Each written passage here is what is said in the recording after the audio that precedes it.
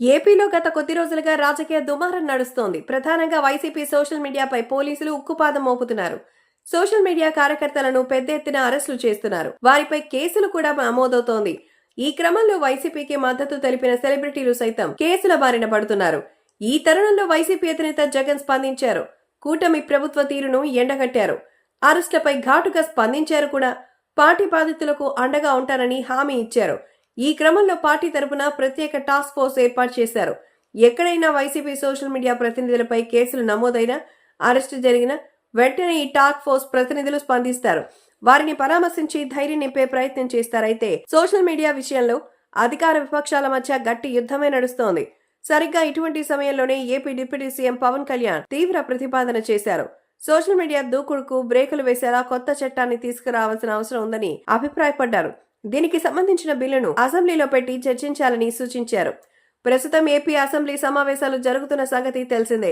ఈ నెల 22 వరకు ఈ సమావేశాలు కొనసాగుతున్నాయి. ఈ సమావేశాల్లో సోషల్ మీడియా నియంత్రణ బిల్లును ప్రవేశపెట్టాలని తీర్మానించినట్టుగా సమాచారం. Social media abuse protection bill సభలో ప్రవేశపెట్టేలా చర్యలు తీసుకోవాలని జగన్ సూచించారు. దీంతో కార్యాచరణ ప్రారంభమైనట్టుగా సమాచారం. శాసనసభలో పవన్ కీలక వ్యాఖ్యలు చేశారు. మహిళగా ఉన్న రాష్ట్ర హోంమంత్రిని సైతం విడిచిపెట్టడం లేదని, శాడిస్ట్ లాగా వ్యవహరిస్తున్నారని పవన్ విమర్శించారు.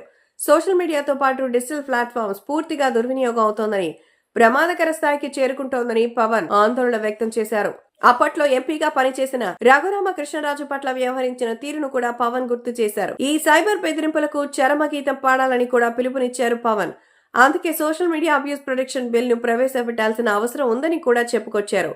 అయితే ఇప్పటికే ఏపీ పోలీసులు దూకుడు మీద ఉన్నారు. రాష్ట్ర వ్యాప్తంగా అరెస్టుల పర్వం కొనసాగిస్తున్నారు. గతంలో సైబర్ నేరాలకు సంబంధించి 41A నోటీసులు అందించి చేతులు దులుపుకునేవారు.